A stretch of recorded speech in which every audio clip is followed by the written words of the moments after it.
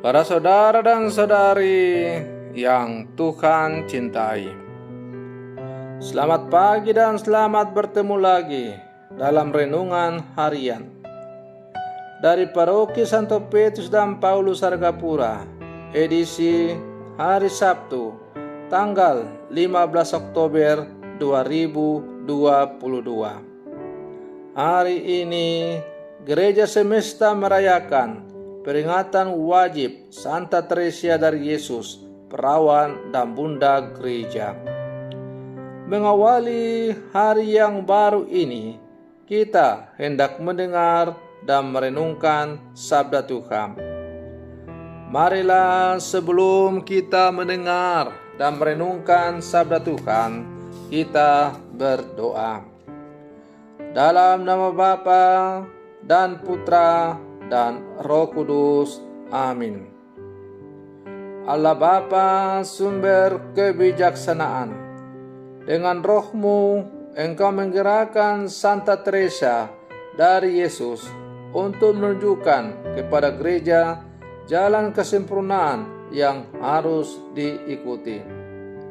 Kami mohon, semoga kami selalu diterangi dengan ajaran yang diterimanya dari-Mu dan dikobarkan oleh kerinduan akan kekudusan yang sejati. Bersabdalah ya Tuhan, kami siap untuk mendengarkan. Terpujilah Engkau Bapa, Putra dan Roh Kudus, kini dan sepanjang segala masa. Amin. Para saudara dan saudari yang Tuhan cintai, sabda Tuhan yang hendak kita dengar dan kita renungkan untuk mengawali hari yang baru ini diambil dari Injil Lukas pasal 12 ayat 8 sampai 12. Tuhan bersamamu. Inilah Injil suci menurut Lukas. Sekali peristiwa, Yesus bersabda kepada murid-muridnya, "Barang siapa mengakui aku di depan manusia, akan diakui pula oleh Anak Manusia di hadapan para malaikat Allah. Tetapi barang siapa menyangkal aku di depan manusia, ia akan disangkal pula di depan para malaikat Allah. Setiap orang yang mengatakan sesuatu melawan Anak Manusia, ia akan diampuni. Tetapi barang siapa menghujat Roh Kudus, tidak akan diampuni. Apabila kalian dihadapkan kepada majelis atau pemerintah atau penguasa, janganlah kalian khawatir bagaimana dan apa yang harus kalian katakan untuk membelah dirimu. Sebab pada saat itu juga Roh Kudus akan mengajarkan kepadamu apa yang harus kalian katakan." Demikianlah sabda Tuhan.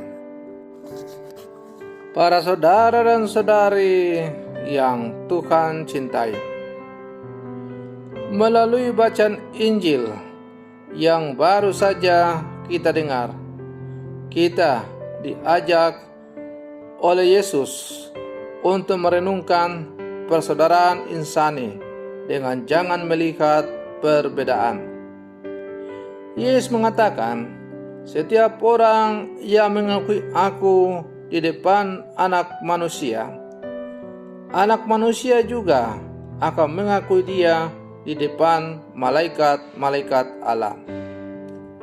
Namun kita diberi kekuatan agar tidak khawatir menghadapi tantangan iman seberat apapun.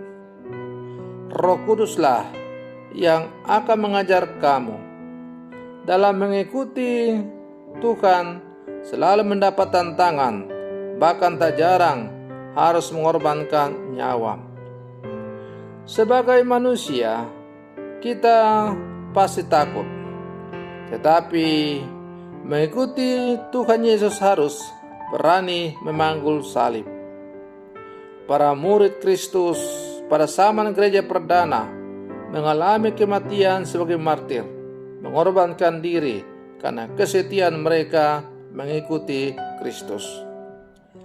Para saudara dan saudari yang Tuhan cintai, bagaimana dengan kita sebagai murid-murid Yesus, umat Allah yang hidup di zaman sekarang ini, yang percaya kepada Yesus Kristus oleh karena pewartaan dari gereja?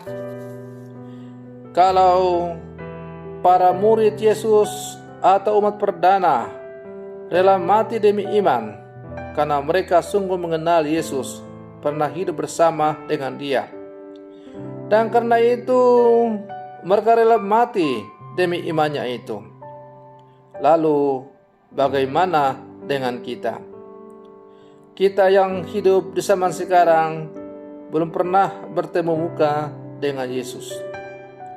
Iman yang kita miliki sekarang adalah iman karena pendengaran.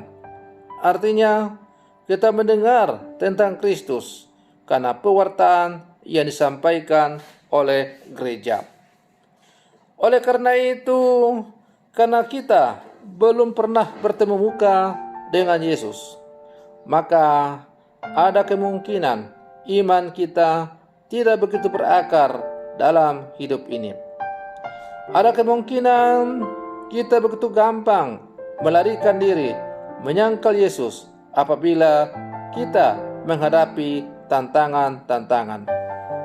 Para saudara dan saudari yang Tuhan cintai, sebagai murid-murid Yesus, memang menjadikan Yesus sebagai satu-satunya pegangan dalam hidup ini tidaklah gampang. Ada begitu banyak tantangan-tantangan, hambatan-hambatan, ancaman, bahkan tidak jarang kita harus mengorbankan nyawa karena iman kepada Yesus. Dalam situasi demikian, mampukah kita untuk bertahan dalam iman kita? Para saudara dan saudari yang Tuhan cintai, karena kita belum pernah bertemu muka dengan Yesus, maka iman kita harus sungguh-sungguh mendalam dan berakar kuat dalam hidup kita. Supaya apa? Supaya dengan kuatnya akar iman kita mencengkram kehidupan kita, maka kita tidak akan mudah goncang oleh badai-badai kehidupan, oleh tantangan-tantangan yang silih datang berganti menghantam setiap murid-murid Yesus yang hidup di zaman sekarang. Bayangkanlah kalau sebuah pohon itu memiliki akar yang sangat kuat mencengkram ke dalam tanah, maka meskipun angin begitu kencang menerpa dia, pohon itu tidak akan rubuh karena memiliki akar yang kokoh kuat yang mencengkram jauh ke dalam tanah. Maka demikian pula lah hidup kita sebagai orang-orang beriman. Apabila iman kita sungguh-sungguh berakar kuat mencengkram ke dalam kehidupan kita, maka kita akan mampu menghadapi pelbagai macam-macam badai kehidupan, pelbagai macam-macam tantangan yang silih datang berganti. Kita tidak akan rubuh, kita tidak akan tumbang, karena kita memiliki akar iman yang sungguh kuat menopang kehidupan kita. Para saudara dan saudari yang Tuhan cintai, maka marilah dalam kehidupan kita terus memupuk iman kita supaya semakin bertumbuh dengan subur, supaya semakin berakar kuat dalam kehidupan kita. Dengan semakin kuatnya iman kita berakar, maka kita juga akan semakin tidak akan pernah goyah untuk menghadapi tantangan hidup ini. Para saudara dan saudari yang Tuhan cintai, semoga permenungan saya untuk mengawali hari yang baru ini semakin menghantar kita sebagai murid-murid Yesus yang hidup zaman sekarang, yang sungguh berakar kuat dalam iman kita sebagai orang-orang Katolik. Semoga demikian. Selamat pagi. Tuhan Yesus memberkati.